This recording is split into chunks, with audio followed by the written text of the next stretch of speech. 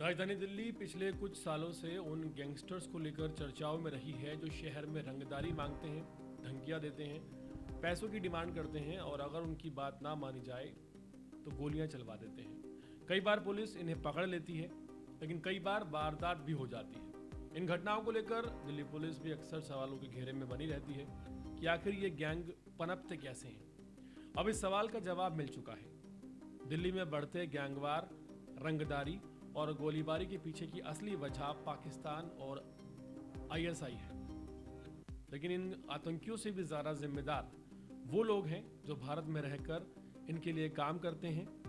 रोहन, अजय, मनदीप और दलबीर जैसे लोग जो जिस देश का खाते हैं उसी के साथ गद्दारी करते हैं। दिल्ली में क्राइम ब्रांच ने रोहिणी सेक्टर 28 के पास से एक बड़े अंतर्राष्ट्रीय हथियार तस्करी मॉड्यूल का भंडाफोड़ किया, जिसमें पाकिस्तान की आईएसआई की भूमिका भी सामने आई। ड्रोन के जरिए भारत में गिराए जा रहे हाई एंड विदेशी हथियारों की सप्लाई रोकते हुए पुलिस ने 4 तस्करों को गिरफ्तार किया और खतरनाक सेमी ऑटोमेटिक पिस्टल बरामद की। दिल्ली पुलिस की क्राइम ब्रांच ने एक ऐसी कार्रवाई को अंजाम दिया है जिसने इंटरनेशनल आर्म्स तस्करी के पूरे नेटवर्क की जड़ें हिला दी है। यह मामला सिर्फ अवैध हथियारों की बरामदगी का नहीं है, बल्कि पाकिस्तान की खुफिया एजेंसी आईएसआई द्वारा संचालित उस संगठित अपराध तंत्र को उजागर करने का है जो ड्रोन के माध्यम से भारतीय सीमाओं में घातक हथियार भेज रहा था। दिल्ली एनसीआर के कुख्यात गिरोहों तक इन हथियारों की सप्लाई का खुलासा देश की आंतरिक सुरक्षा पर गंभीर सवाल भी खड़े करता है। 19 नवंबर की रात रोहिणी सेक्टर 28 में खाटू श्याम मंदिर के पास क्राइम ब्रांच की टीम चुपचाप निगरानी में बैठी थी। एक खास इनपुट मिला कि पंजाब से आए 2 तस्कर दिल्ली में हाई एंड विदेशी हथियारों की डिलीवरी करने वाले। जैसे ही सफ़ेद स्विफ्ट डिज़ायर कार वहां पहुंची, पुलिस ने उसे घेर लिया।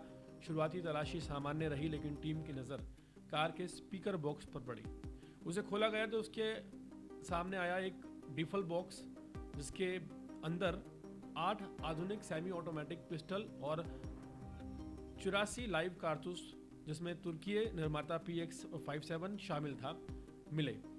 आमतौर पे इनका इस्तेमाल जो गिरफ्तारी में ये जो शख्स था मनदीप पंजाब का निवासी है और जो दूसरा इसका साथी था वो दोनों बचपन के दोस्त थे, लेकिन ये विदेशी हैंडलर से जुड़ते चले गए और एक इंटरनेशनल आर्म्स रैकेट का हिस्सा बन गए।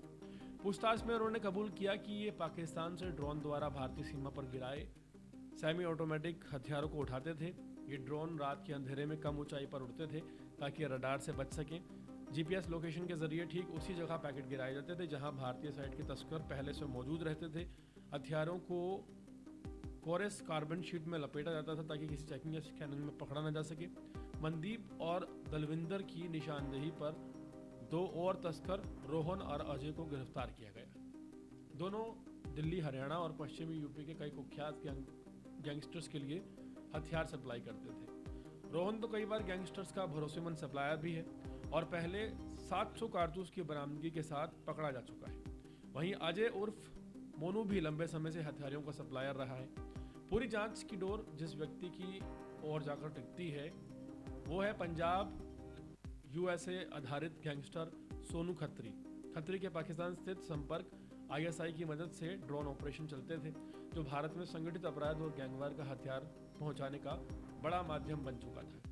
ये नेटवर्क दिल्ली और उत्तर प्रदेश में हथियारों की बढ़ती उपलब्धता का एक मेन पॉइंट थे। क्राइम ब्रांच द्वारा कुल 10 विदेशी पिस्टल, 92 कारतूस और एक स्विफ्ट डिजायर कार बरामद की गई है।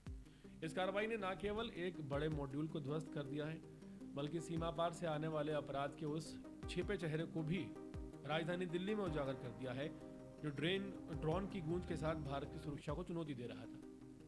दिल्ली पुलिस की यह सफलता बताती है कि संगठित अपराध चाहे कितना भी आधुनिक क्यों ना हो जाए, कानून उसके सामने तत्परता से खड़ा है। लेकिन यहाँ पर सवाल ये खड़ा होता है कि जो लोग पाकिस्तानी हथियारों का इस्तेमाल करके दिल्ली एनसीआर और बड़े शहरों में भारत के रंगदारी में जुटे हैं, क्या इन पर कोई ऐसी कार्रवाई नहीं करनी चाहिए जो नाज़ीर बने? क्योंकि जो हमारे दुश्मन मुल्क से हथियार लेकर हमारे ही शहरों में माहौल को ख़राब करने में लोग लगे हुए हैं, वो हमारे देश के सबसे बड़े गद्दार हैं।